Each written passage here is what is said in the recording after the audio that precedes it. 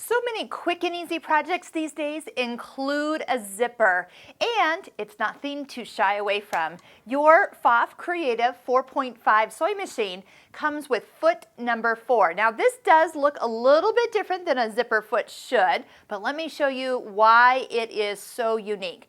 Number 1, you do need to put it on so you can read the number 4. That's in front. I do get from time to time people getting that on backwards, and that's not so much very good for the machine.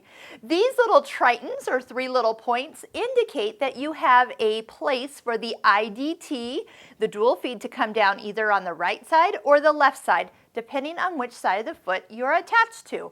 So let me show you what I mean here. So I do have the IDT already engaged, so we'll just leave that ready to go. We'll position our zipper first. So a lot of times you do right side down. Now, do you notice how long this zipper is? I use lots of longer zippers than I need for my project, and then I don't have to worry about the tabs or the fronts or backs as I'm starting. So if I want to sew over on this side of the zipper, I'm going to attach the foot over here on the left side. So you can just lift that right in position.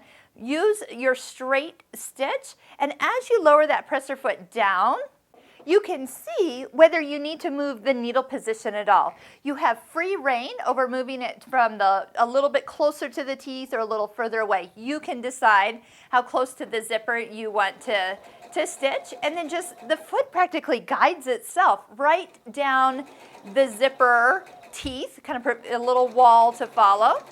So usually what I'll do is, if I'm sewing, I'll take it over to my iron, and then I'll press this out to the side. Once you press that, I'm going to just give it a little finger press for right now.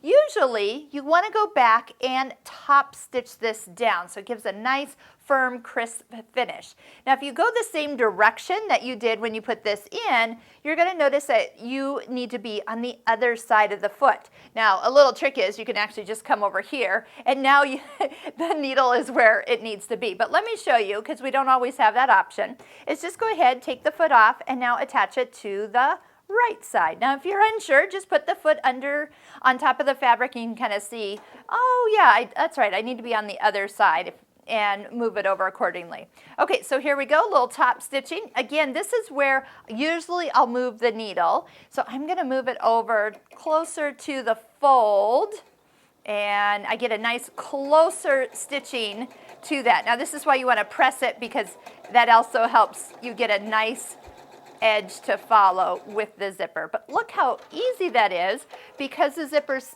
foot sits on the side.